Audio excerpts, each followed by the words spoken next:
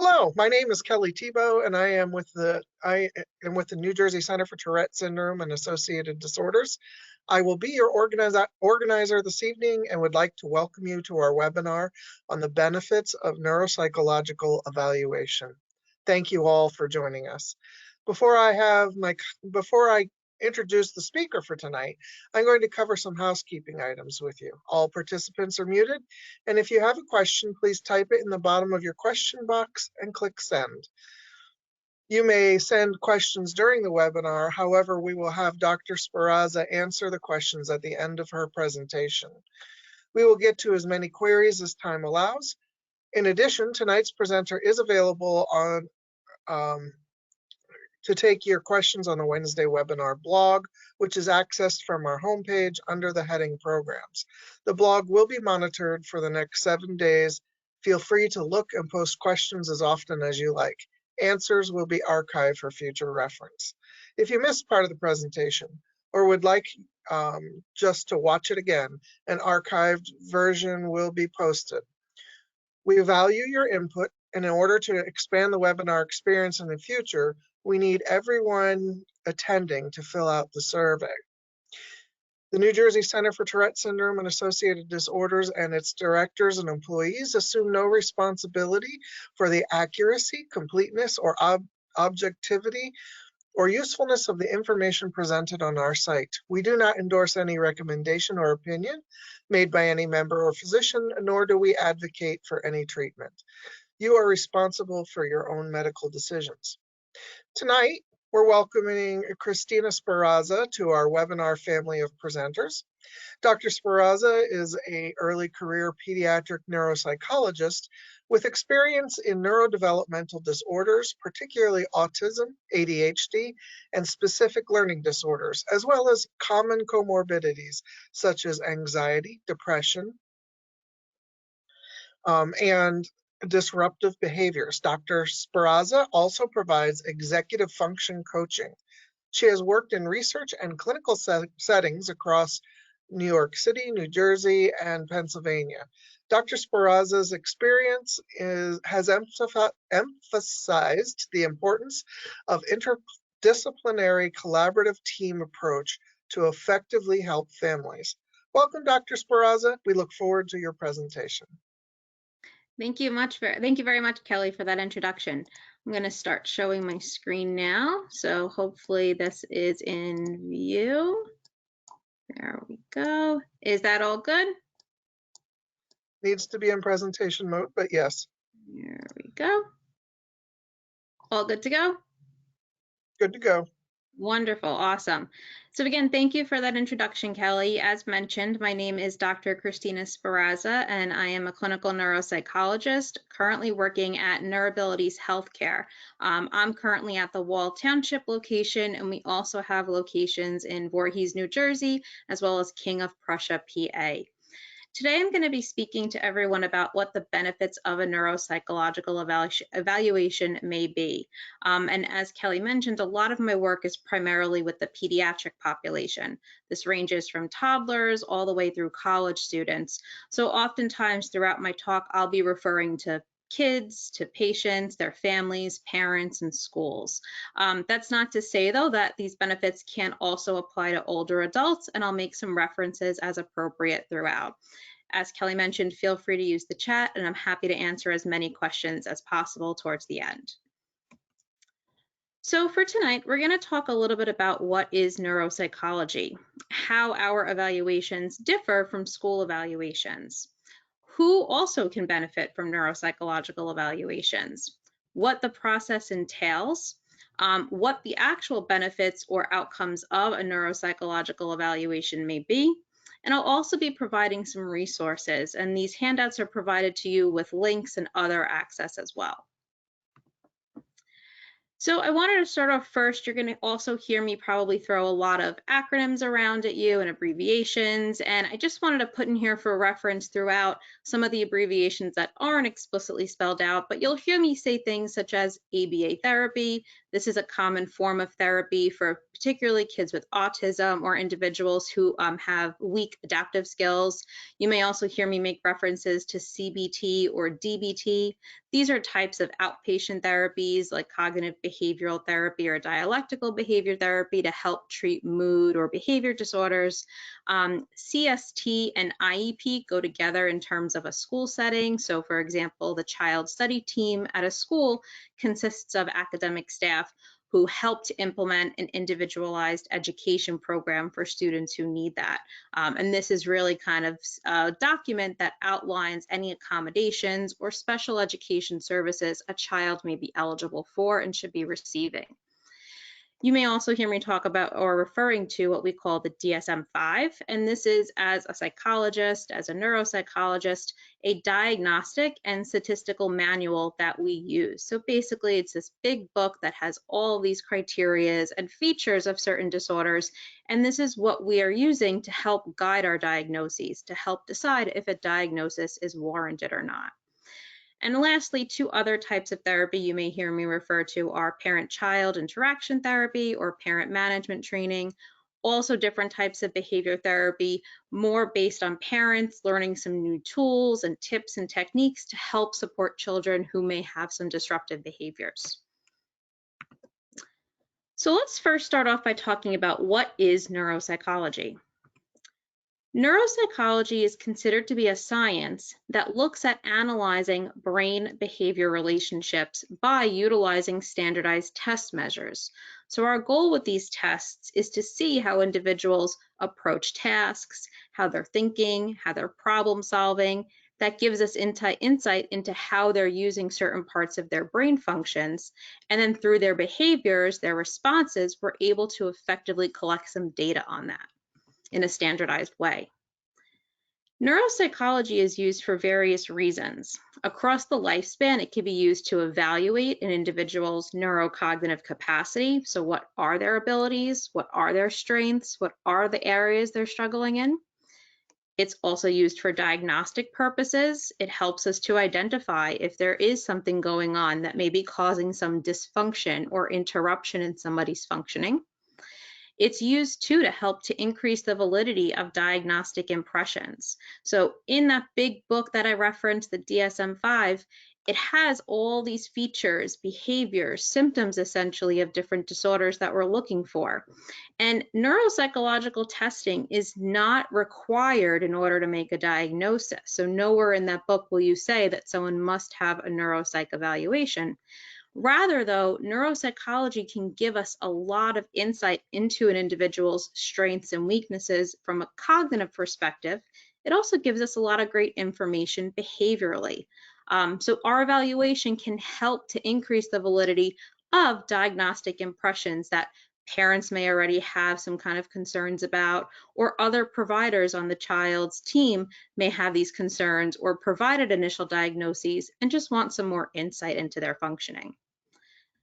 Neuropsychological evaluations can also be used throughout the course of treatment, monitoring outcomes. This could be, for example, in medical settings, perhaps individuals who are receiving cancer treatment. This could be for kids all the way up through adults. And we want to monitor their functioning over time post-treatment to see if there's any changes in their cognitive functioning. Neuropsych evaluations can also be used as decisions for surgeries, for example, such as bariatric surgeries. They often have to go see a neuropsychologist first and pass a series of tests to see if they're cognitively appropriate and mentally appropriate for such a drastic surgery. You'll also will hear a lot of different terms which do overlap quite a bit, but they're also pretty distinct in the area of neuropsychology. So when we're talking about testing, this is just exclusively administering the tests. So we have a bunch of tools and measures and tests in our office. Some of them involve blocks, pictures, puzzles, iPads, computer games, paper and pencil tasks, word games. This is all what testing is. We're administering a standardized tool, and our goal is to get some standardized data out of it. Next is assessment. This refers to a broader process. So this includes any data acquisition that we get over different sources. So for example, getting the intake information with the parent, talking to a teacher and having them complete a questionnaire, things like that to help supplement the direct testing done in the office. And lastly, there's the evaluation, and this consists of everything from the start to the end of the process. So evaluation starts with the clinical intake, the first time we make contact with the family, and it goes all throughout until the very end when we're giving feedback and providing recommendations for future treatment as needed.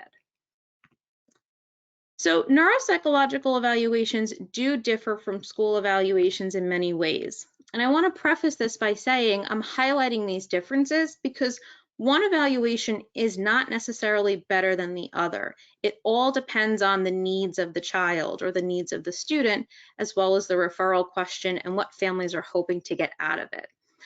So that being said, a school evaluation is commonly referred to as a psychoeducational evaluation.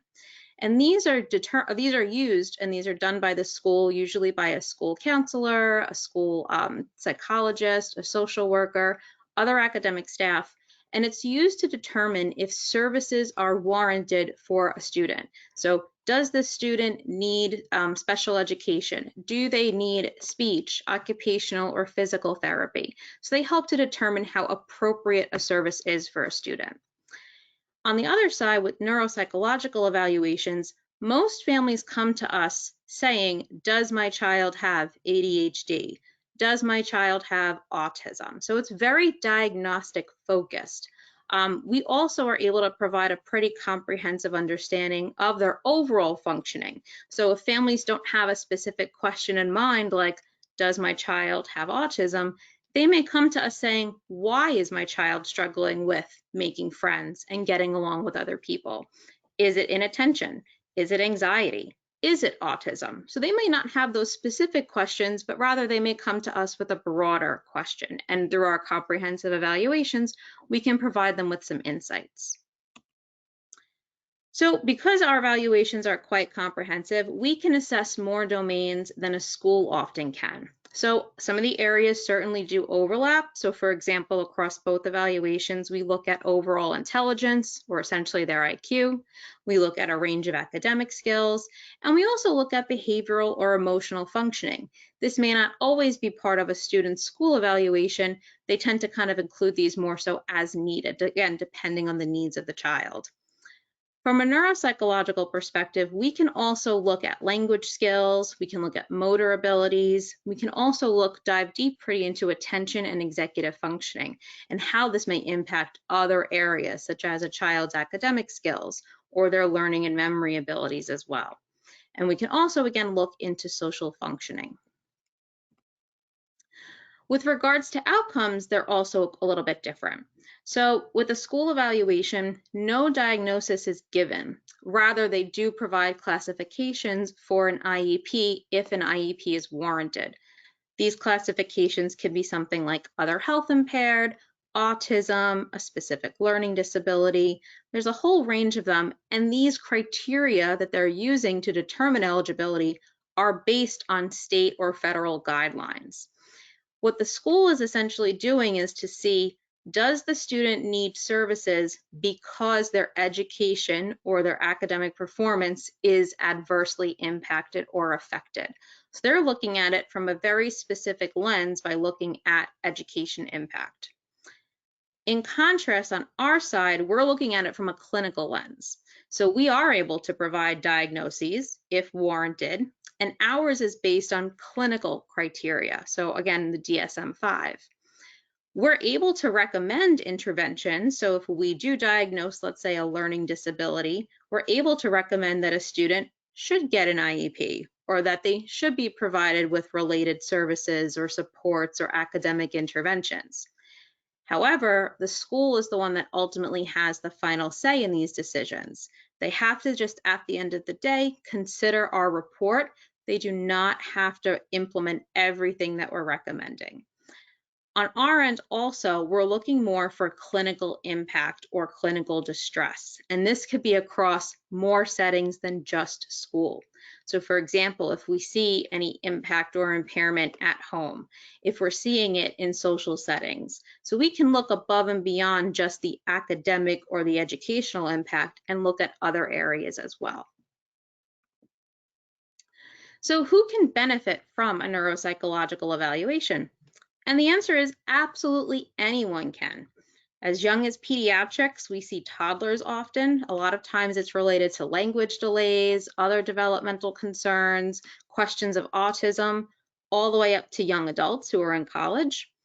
There's also a fair amount of adults who sometimes come through as well or at other practices, and also individuals in the geriatric population. For, I would say, older adults, a lot of times questions may be related to their subjective changes of cognition, and they want to see if there's something going on. So for example, in a geriatric population, questions may be related to, do I have dementia, Alzheimer's, I had cancer treatment, what is my cognitive functioning like now? They may be more medically based. Another reason why it would be helpful for a lot of individuals to obtain neuropsychological testing at some point in their life is because it can help establish a baseline of cognitive functioning should there be any significant changes down the line. So for example, a common one that we see in individuals who play perhaps like sports in high school, for example, football, they may have concussions. A lot of times it's really helpful to try to get an image of what their kind of functioning is like.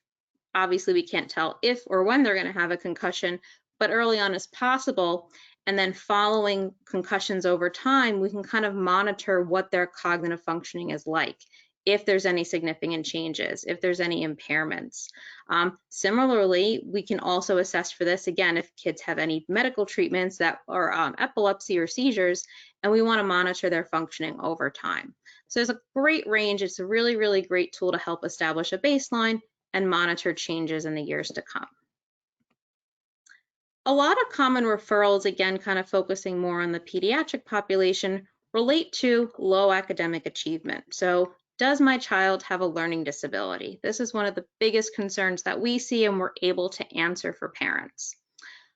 They also may want to know, what else is going on? Why can't my teen focus? Kind of one of those broader questions like I mentioned before. Are they inattentive? Do they have anxiety? Do they have a learning disorder that's getting in the way? And with our evaluation, we often really, really want to collect as much collateral information as we can. This helps to kind of give us an image of what this individual is like across settings. So for example, we want to get reports from the teachers. How are they viewing them in the classroom? If a therapist referred them, getting information from them about their relationship with the patient. What are they seeing? What is the patient reporting to them? We also may have concerns about cognitive abilities. Does my child have an intellectual disability? Are there concerns about their adaptive functioning? We also want to know, are there any emotional factors going on that may be able to explain or are exacerbating underachievement? My child was a straight A student before COVID. Why is he or she struggling now? This is probably the most common referral question we're seeing now. And it's really, really important when we're doing this evaluation to get as much kind of historical information as possible. So parents providing us with a timeline will ask questions like, when did these difficulties begin? When did you see them at their worst? Things of that nature. And I'll talk more about specifically the interview and the intake when we talk about the evaluation process. But it's always important to kind of establish a time frame of reference when these difficulties began to occur. Another one we've seen a lot more in recent years is, I've noticed my teens' anxiety and tics have increased around school. Do they need accommodations? And we're able to answer questions like that. We're also able to help identify if or why there may be social or communication difficulties. My teen has trouble making friends. Why is that? Is it that they're not engaging in conversations with others? Are they having trouble kind of being reciprocal in their interactions? And by reciprocal or social reciprocity, I mean, are they able to take the perspective of somebody else? Are they able to kind of share interests with other people? Are they able to listen to other people's interests and kind of keep up a dialogue with them? Or is it not reciprocal? It seems more one-sided. The individual's only talking about their interests. They're not inquiring about the other person's thoughts or experiences. It seems very one-sided. Another question is, why can't my child keep up in conversations? Could be due to a whole range of things. Are they inattentive, hyperactive? They can't kind of sustain their focus even for short periods of time to hold a brief conversation. Is there an underlying language disorder? Is it that they can't understand what's being said to them, or they can't effectively express what they want to communicate? Or again, is it autism? Is it that they just really kind of need a lot of effort and help and mindfulness about how to engage, what kind of skills they need to be implementing to sustain a conversation or keep up in a conversation? We also are able to help understand behaviors. So a lot of teens or families come to us saying, my child has trouble adjusting to changes. Why is that? Is that due to maybe some rigidity, anxiety? We've seen a lot of different adjustments in recent years. Is it kind of stress from recent stressors or life experiences recently? My child has so many tantrums each day. Why is that? Is there an underlying language issue? Is it more kind of impulsivity or any disruptive behavior problems going on? We're able to figure all of that out and provide the families with some insight and directions. In the context of medical conditions, we can again give some updates about neurocognitive functioning. So if my teen has epilepsy, how are they doing now? It's been a few years since their last seizure. What's their cognitive functioning like now? Or in contrast, my child has been having more seizures recently. How has this impacted their neurocognitive functioning? And we can take a look at that. Same thing with genetic conditions. My child has a concussion or a traumatic brain injury or a TBI as it's known.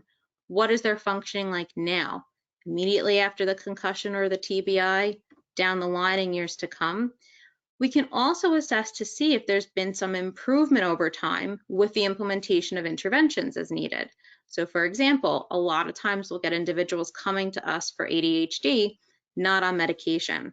And what we'll do is we'll, of course, give a bunch of different assessments, but one of them is considered to be a continuous performance test, which is about a good 7 to 15 minutes, and we want to get kind of a snapshot in time of how well they can focus. And after, let's say, if a diagnosis of ADHD is warranted, families may turn to medication. And maybe in about 6 months or a year from now, they may come back and we'll repeat a test like that with them on medication to see what it's like with that intervention in place. So we can give some insights and kind of speak briefly to what it's like at that moment in time with the aid of medication.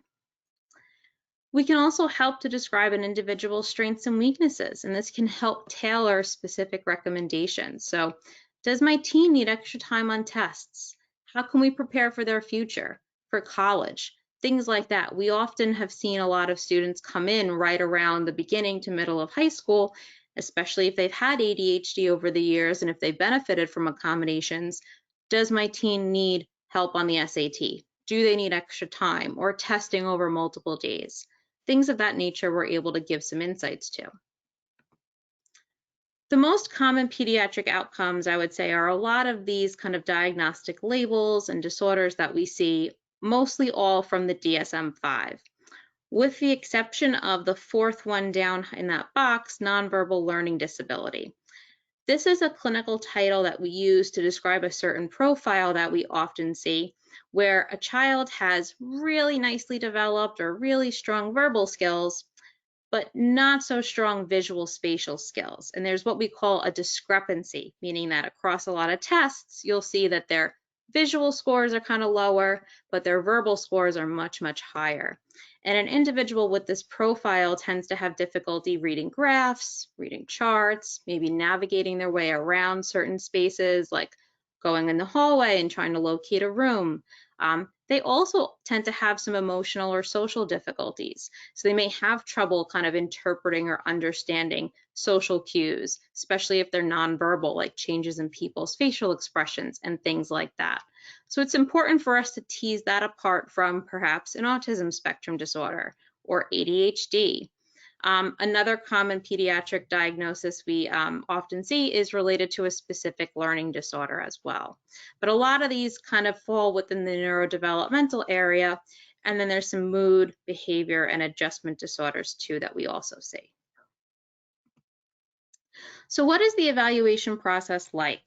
So here's a general overview, and I'll kind of walk us through each step, but typically the way it works is that there's some concerns that are going on. So people come to us oftentimes because there's a problem, there's some difficulty. And this could be at home, in school, or in other settings. Once these concerns arise to a problematic level, they tend to see a pediatrician, a neurologist, and they're often the ones that refer those patients to us. We'll make contact with the family, ask them to fill out some papers in advance. We'll meet with them for an intake, and then depending on the age of the child or the teenager, have them involved in that interview. And then we'll start our testing. And this could be anywhere between 2 to 9 hours altogether. It could be across 1 to 4 days. So I've been at sites where we do 2 3-hour sessions like we do at my current site, and they're typically scheduled about a week apart. I've had other sites where we've scheduled 3 3-hour sessions, and they may be within the course of 1, 2, or 3 weeks. A lot of it is dependent upon the referral question and the age of the child or the teenager coming to us. I would say most commonly with the younger ones, like toddlers, those sessions typically only last about an hour or two because toddlers really don't have that attention span to kind of engage in activities for much longer than that. After all the testing is complete, we're writing up the report, we're scoring all the measures, and then we provide feedback to the family. So through the feedback, we're kind of going over, what is the red thread? What's the big picture that we're finding here? What's important for you to know about how your child's functioning? We'll go over our conclusions, we'll provide you with the report. And again, a lot of times, if a diagnosis is provided, not all the time is one provided, but if one's provided, what direction you need to go in from there, whether it's interventions at home or at school or at work even. So information gathering takes place first because we need to better understand the referral question. This involves a thorough chart review, so we may ask families to submit records to us, such as school records, report cards, if a child has or previously had an IEP, if they've already been seen by a neuropsychologist recently or years ago. This way we can kind of see, what has the child had already in terms of testing, what was their functioning like before, and how can we help? We also, like I mentioned before, want to get collateral reports. This could be in the form of getting teachers to fill out questionnaires or talking with them over the phone. If a therapist provided a referral, speaking with the therapist. If a child comes from perhaps a family that has parents who are separated and there are step parents involved, it's always good to get an idea of how the child functions at both houses if they're in the care of 2 parents, as well as from step parents to kind of see, and get a good some insights into how they are across different contexts. We also want to be sure that we're defining the problem. We want to get some concrete examples. We want to get a timeline. When did the problem start? When was it at its worst? When have they changed over time and what made it better? We want to get as specific as this because somebody might come to us and say, my child is having tantrums all the time. Well, what does a tantrum look like? Depending on the age of the child, it's going to look different. So maybe perhaps a tantrum for one child is they're yelling, they're stomping their feet, they're crying. But maybe for another child, a parent means that a tantrum for them is slamming the door, yelling into a pillow. So again, the behaviors are different and we want to make sure that we're all on the same page in what we're referring to. We also want to understand if there's any impairment. Again, looking at it through a clinical lens, we're looking for impairment or distress. So how upsetting is this problem and how is it impacting their functioning on a day-to-day basis? With regard to the assessment process, once we have all that background information and we understand the referral question, we're able to select and administer all different tests as needed, depending on the concerns, the patient's age, test norms, so are these tests appropriate for their age and gender, things like that. We also want to take into consideration behavior observations. This is a big part of an evaluation, and a lot of times these behavior observations kind of speak more to us than some of the test data. So what I mean by that is, for example, if a parent has concerns about a child's ability to tolerate distress or frustration, saying that, oh, when they get upset, they throw things, they yell, they don't like doing schoolwork, they avoid it all the time. Well, they come to us, we try to bribe them with stickers and prizes, get them as engaged as possible. But when we present them with schoolwork, when we present them with challenging activities, how do they respond to it then? Even though this is a smaller setting and we've never met them before, the child, how are they responding to these instances? And I've had a share of children who get very distressed, very upset, break down crying, yelling, screaming at me, throwing objects, very similar to the behaviors that the parents are reporting. Other times too, we'll see the opposite. We'll see kids putting forth great effort. We want to also kind of take note, especially for example, if the question is a learning disability, look at the pattern of errors that they're making. Is a child misspelling words because they're being inattentive? They're kind of all over the place. They're chatty. They can't stay seated. They're being careless with their work. Or is their spelling kind of more dysphonetic, meaning that the letters don't even match up to the sounds in the words, and there's some underlying learning difficulties there. So a lot of times the observations can give us a lot of insight as to the test data that's provided from the formal measures.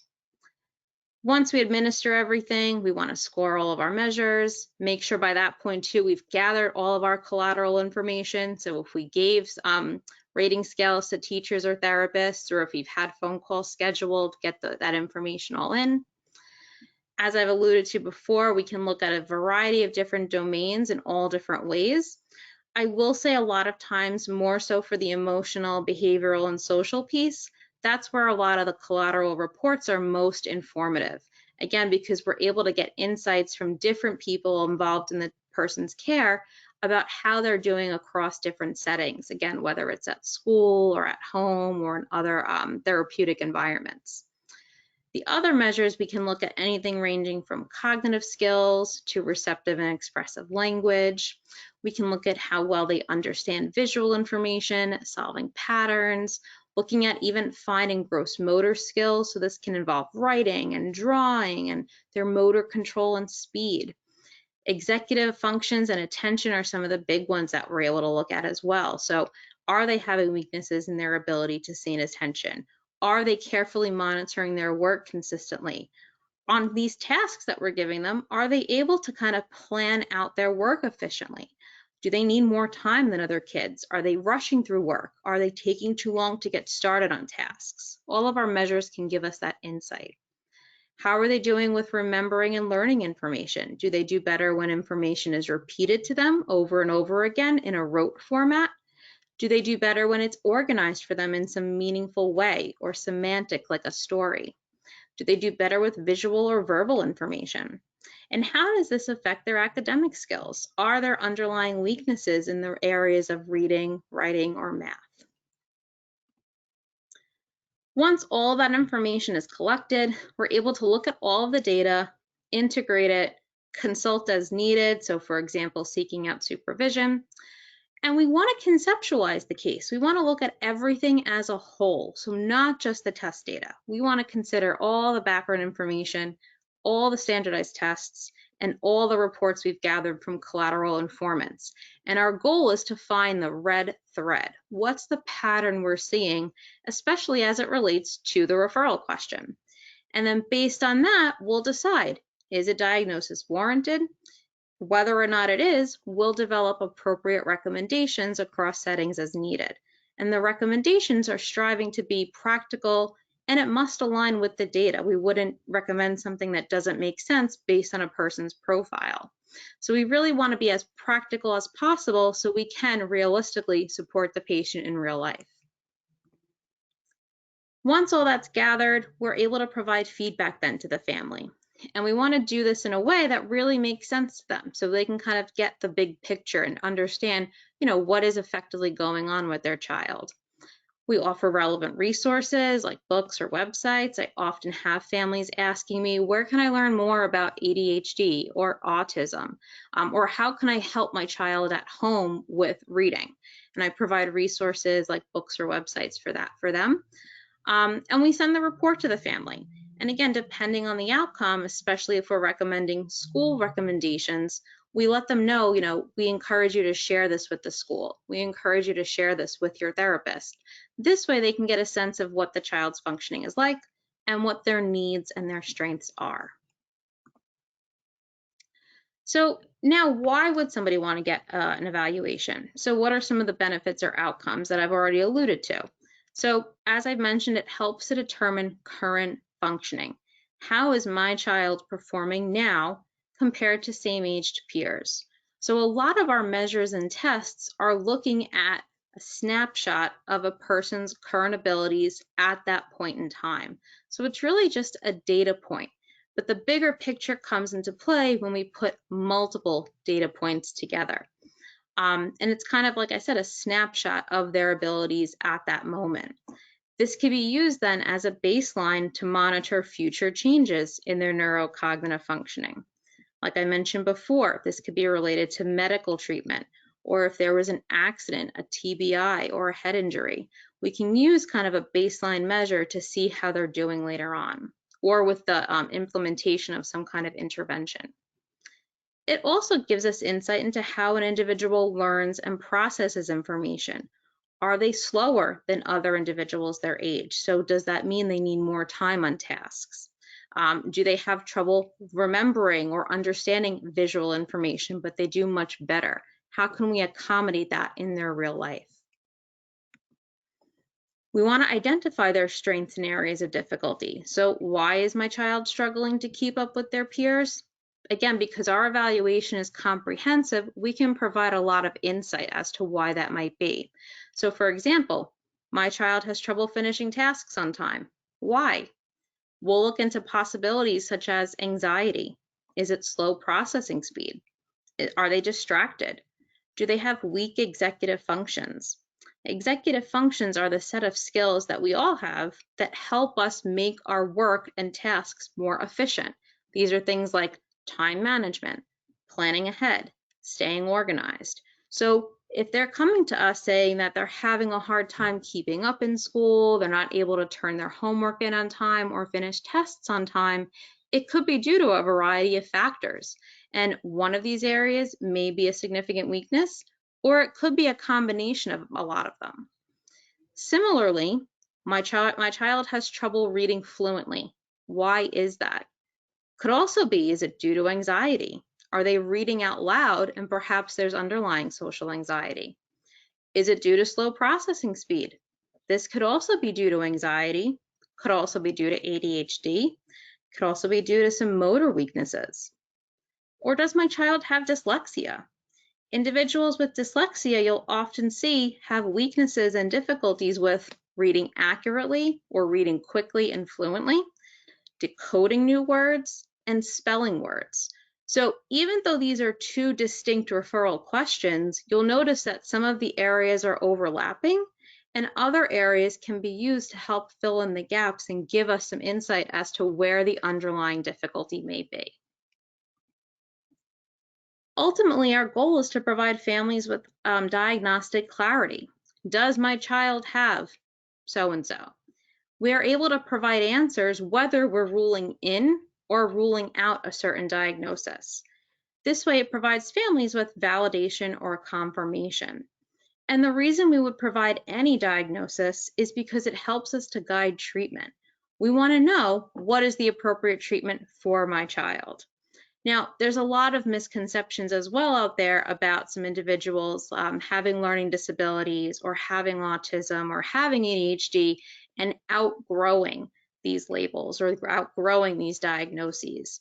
And I will say the research does show, for example, with autism, that a very small percentage of children no longer meet criteria after years of support or intervention. But I kind of preface that in the context that a lot of these diagnoses that I've been talking about so far, especially autism, ADHD, or learning disabilities, are considered to be neurodevelopmental disorders, which means that they're brain-based. So these are children who have differences in functions of their brains. And with the proper intervention, sure, we can get them to a point where the features of ADHD or the features of autism or the features of a learning disability are not quite as impairing as it might be at this point in time. But that's not necessarily to say that they're going to outgrow these symptoms. They may always have difficulties, but just to a varying degree.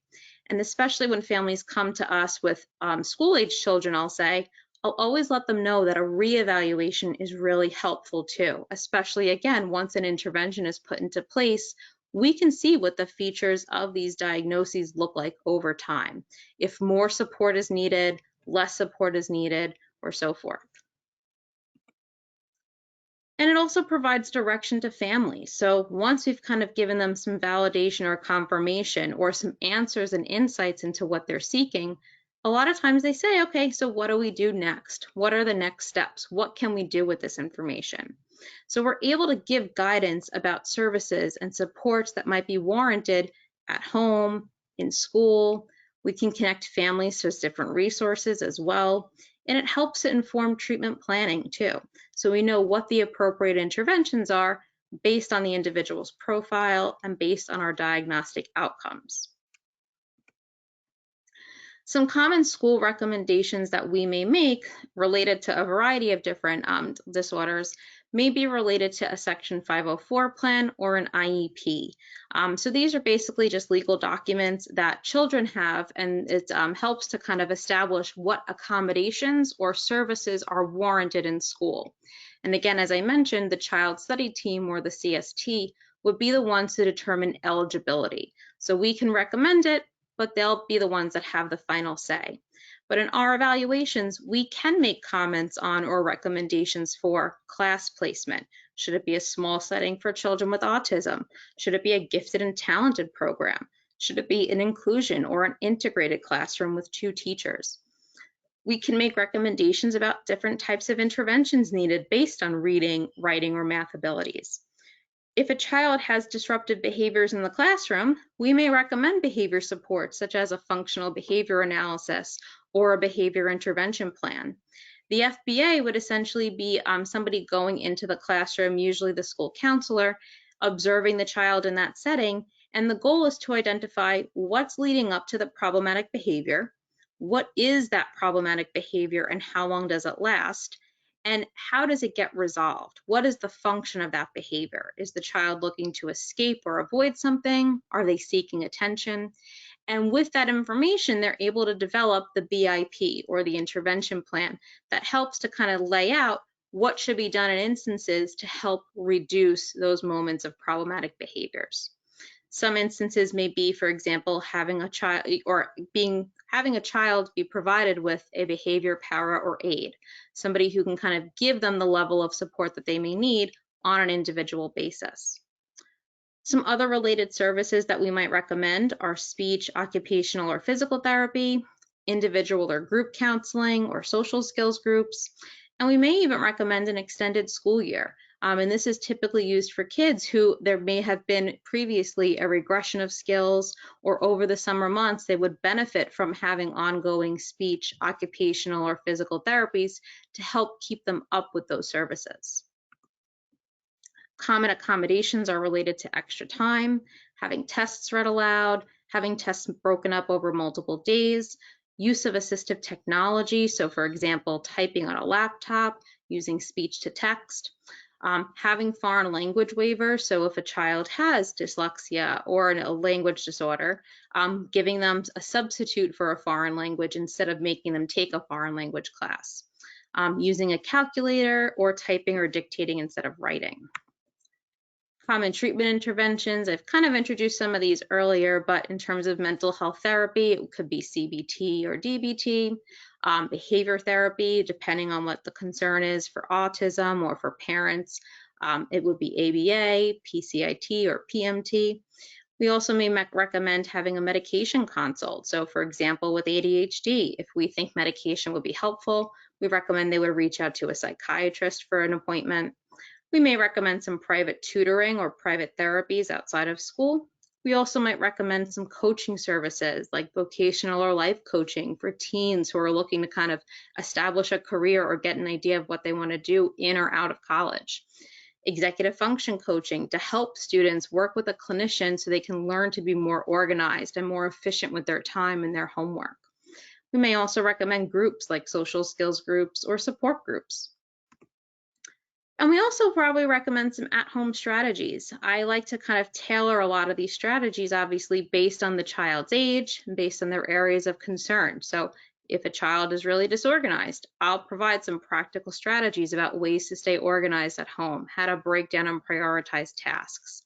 If a child's presenting with a learning disability, depending on their ability level, I'll give some strategies or activities that parents can work on with kids at home. Visual spatial difficulties, I'll provide some practice exercises. With behavior management tips and coping skills, these are basically kind of lists of things that parents and patients can try at home to help manage disruptive behaviors or to help perhaps manage anxiety and depression. And I also provide resources and recommendations about other eligible state-funded programs in the area, as well as books and websites. I try to provide some websites and books that are also related to the child for the child to understand and read. A lot of times when I'm delivering feedback, it's often to the parents and the child isn't necessarily there. So their question often is, well, how do I explain this to my child now? And that's where some of these resources that I'm going to provide you guys with come in. So this first page is more about referrals if individuals are looking for a neuropsychologist for themselves or for children. I put some in here. So the first one is us. And like I mentioned, we're located in New Jersey and Pennsylvania. The next one is a site I formerly worked at in New York City, and they are accepting new patients in New York and California. And then the last three are more in a general sense. You can find a neuropsychologist across New York, as well as nationwide. And these I had distinguished which ones are kids and which ones are adults for those providers. But as I was mentioning, families do ask, how do I tell this information to my child? So underneath our website here, I did put also a link to Dr. Liz Angoff. She is a psychologist out in California. She has a great website with a lot of resources, one of which is how to talk to your child about what testing is and what that looks like, but also ways to kind of explain diagnoses to children in a very age-appropriate way. So I highly recommend her website as well. And I also just put some general resources down below related to children as well as kids' health and learning difficulties or differences. So with that being said, I appreciate all of your time and I am happy to take some questions from the chat. Okay, Cristina, sorry. It took me a minute to find the right button to unmute myself. No worries. Someone asked, can you provide a list of books or websites for ADHD or learning disorders? Sure, I absolutely can. I'd be happy to. Okay, great. You indicated a couple of times that you can make recommendations to the school, but they don't have to follow your recommendations. So if a child has an IEP and you've suddenly discovered that they have dyslexia, the school doesn't have to follow your recommendations They for that don't child? have to follow every recommendation that we provide. A lot of it is based on the resources that the district or the school has. So for example, if a parent decides to keep their child in a certain district and that district doesn't have a dyslexia specific interventionist, the school will not be able to provide that or provide that to the family. They also, again, like I said, if we find there's been cases sometimes where we've identified very early on dyslexia or very subtle or mild dyslexia, and the child perhaps might be bright enough that they're compensating in school. So the school, on the other hand, doesn't see that educational impact. They're not, I want to say, not doing poorly enough. So the school has one set of criteria and each district is a little different. And we have our own set of clinical criteria. So that's kind of where we butt heads at times. But in instances like that, where we are very sure that a child needs more support or specific recommendations and interventions, we refer families to educational advocates, and they often help the families along the way. Okay. Is there any insurance coverage for such assessments? Yes, there actually is. And I've worked at a couple of different sites where insurance was accepted and insurance was not accepted. So I will say at Neurabilities, we do accept a lot of insurances. And if you go to our website, you can look at the ones that we accept. Oftentimes, medical insurance plans will require a referral. So that's why I had put in like the overview of the evaluation process. Most patients are referred to us by a neurologist or a pediatrician, either within our own practice or outside, and that helps with the medical part of things. There's also, if we don't take your insurance, there are out-of-pocket ways to kind of get this assessment started, and then we can always provide a bill which you're able to submit to your insurance company, but reimbursement is not guaranteed. But I will say a good portion of neuropsychological evaluations are unfortunately out of pocket. We're one of the very few that takes insurance. Okay, great. Well, not so great for those who need insurance, need to have it covered by insurance, but Right. you talked about using an evaluation for a baseline, especially in for maybe someone who's playing sports or has had a consequently ends up having a TBI or traumatic brain injury. Is that do you ever find families who have a history of Alzheimer's come in to have baselines done? So in the pediatric population, it doesn't come up often. We do, though, ask about family history for, let's say, Alzheimer's, dementia, things of that nature, Parkinson's. But the kids that we're seeing as young as they are, we wouldn't see any of those potential effects at that time. But it is always good to note in the family history that, hey, down the line, this is something to keep an eye out for. Okay. All right. And somebody else have a question out there?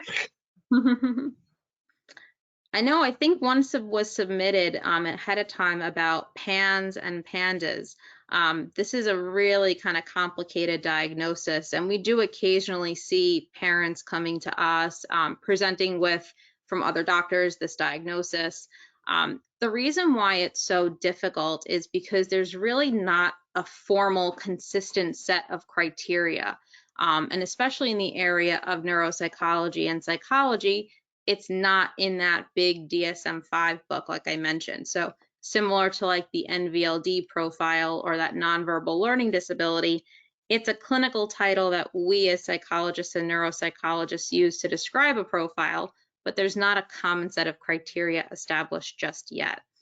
With the PANS or PANDAS, it's more of a disorder kind of based on exclusion. So you want to rule everything else out. And it becomes really complicated because a lot of the symptoms and presenting features overlap with psychiatry, neurology, neurocognitive functioning. So a lot of times before we see individuals with PANS or PANDAS, they've already been kind of evaluated by those providers, and they're coming to us for kind of questions related to their cognitive functioning. A lot of times, a lot of those features are more so behavior oriented. So typically, or very commonly, I should say, the course of PANDAS happens after repeated strep throat or kind of not being responsive to treatment for strep throat. And then there's the sudden onset of obsessive or compulsive behaviors. And parents report a lot of perhaps even tics or things like that. So we're able to even observe for some of that stuff. Like I mentioned, behavior observations are really important. And this is also too why it's really important to get a thorough history and timeline of when did these things come about. Now, we as neuropsychologists may not necessarily confirm a diagnosis like that, again, because it's more of a medical-based diagnosis and it's a diagnosis of exclusion, so meaning everything else under the sun needs to be ruled out, and we're just one data point in this individual's evaluation as compared to neurologists or pediatricians or psychiatrists. But it is always good to just kind of have a sense of, in the context of PANS or PANDAS, What is their cognitive functioning like? Are these obsessive compulsive behaviors interfering with their functioning in some way? Whether or not we want to call those obsessive compulsive behaviors PANS or PANDAS related or not, the presence of those behaviors is still there. And no matter what label we want to give it, we want to make sure that they're being accommodated for if accommodations are needed. Okay. How do you get the kids' buy-in for this testing? And is there a specific time of day or that you try and avoid for all of this testing? That's a great point. So with little kids, we do, and like I said, we see them as young as toddlers. We definitely prefer morning sessions as much as possible. And especially for the younger ones, like the age of 2 or 3, we'll even ask families, when is their nap time? Is this going to interfere with their nap time? So we'll often schedule, like I mentioned, like in 3-hour blocks. So it might be, for example, a 9 a.m. to 12 p.m. testing session. But especially for a toddler, it certainly won't take that long, but at least we'll have that amount of time. If the child becomes really distressed or upset or is not easily engaged, we kind of have time to work around that. For school-aged kids, like elementary, middle school, again, the morning is preferred, but we do also offer afternoon sessions, so like 1 to 4. A lot of times parents often choose to keep their child home, which is usually recommended. This way the child is not at school all day in the morning, they had woken up early, and then they're coming to us kind of fatigued or bored or tired. For teens, I would say a lot of times they come to us, and even college students, they may want to do a full day of testing in one shot, or they'll kind of spread it out over the course of a couple of afternoons. We typically don't schedule appointments after 1 p.m. We just find that later in the day, a lot of individuals just tend to be more fatigued because there were a lot of activities going on in the morning or whatnot. So we try to keep it no later than 1 p.m. As for the buy-in, with COVID, we've actually switched over to iPad activities. So we have less paper books in the office because we can't really wipe down a paper book. Those sheets will rip right off. So we do get some buy-in by showing them, we have some activities we're going to do today, like on the iPad. There's going to be some puzzle games. We do try to have as many manipulatives as possible, and a lot of the games are engaging like that. So we have blocks, we have a computer game, we have some puzzles sometimes. I also just upfront tell them too, some of the games might be boring. So some of these might be word games, or I'm going to read things to you over and over and over again. Some of it might look like school stuff too, but some of it might be really different. Just try your very best. And if you have any questions along the way, let me know.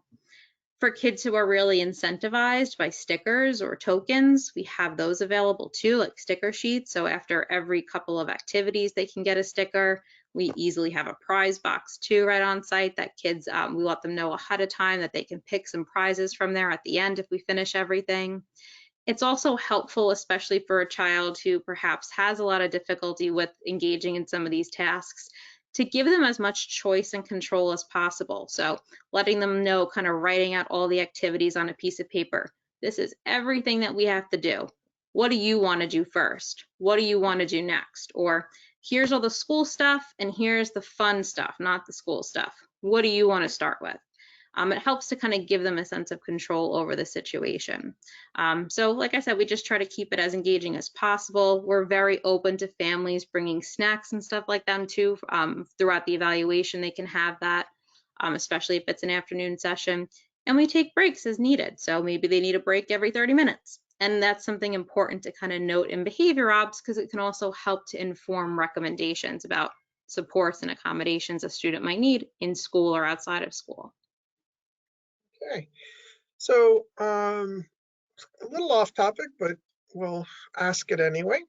Are you seeing female adolescents manifesting this newly discussed topic of sudden onset of complex tics related to social media management? I have not seen that specifically, but we have seen an increase in, I would say, older adolescents, young adults, both females and males. I will say a little bit more females, coming in with concerns about autism for the very first time in their life. And a lot of it is that they've seen it on TikTok or on Instagram, that other teens have self-diagnosed this. And it's not to say that it's a bad thing necessarily. It could kind of be sometimes people, just think, oh, this is what my behavior should be, or everyone has these difficulties or challenges.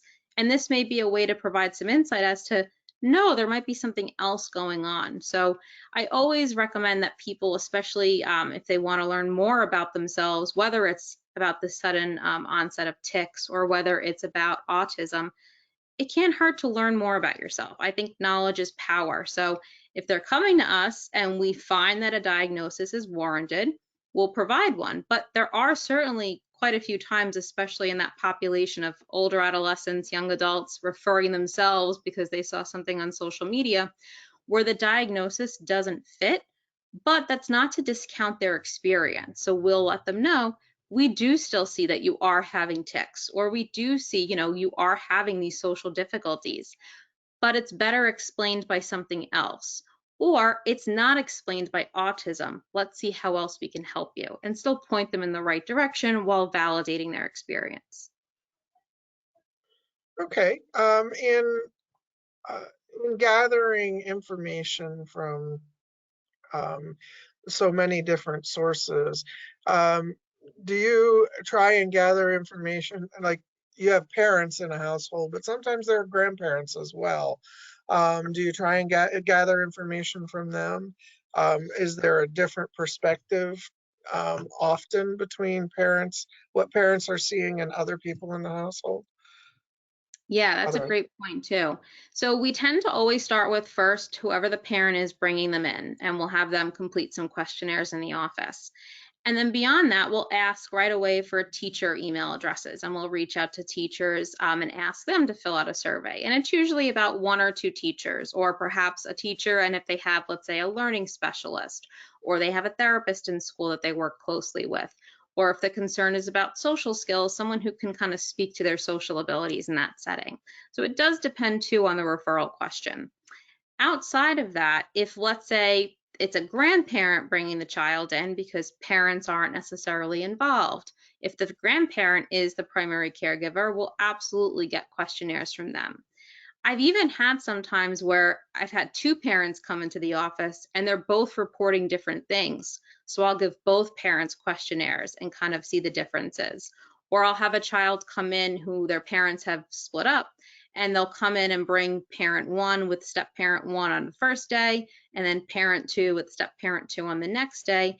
And I'll ask them all to fill it out. And I will, of course, have a lot of different answers. I find the larger you cast your net, the more kind of things that you capture, which could be a good and bad thing, but it certainly makes for a lot more report writing and scoring. But it can be helpful to kind of get some insights as to what people are seeing and why they're seeing that. Oftentimes I find maybe parents have a different set of rules at different houses or with grandparents. So depending on the role of the grandparent in the child's life, it wouldn't be out of the question to ask them to complete a questionnaire. Okay, great. Well, Cristina, I am thrilled. We had you gave us a lot of information.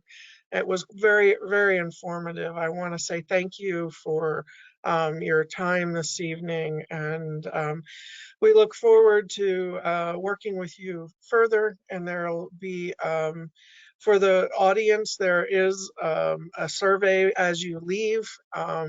We'd appreciate that you fill that out as you go. If you don't fill it out, then you will be getting an email asking. Even if you did fill it out, you're going to get an email saying, "Hey, here's the survey if you hadn't filled it out." We'll also include a copy of the recording of tonight's webinar. So if you have any additional questions, we do have a blog that's open that Dr. Sperazza will be checking for the next week and answering questions that are in the blog. This ends tonight's webinar, and thank you, Dr. Sperazza, for your presentation, and thank you everyone for attending. Good night. Good night.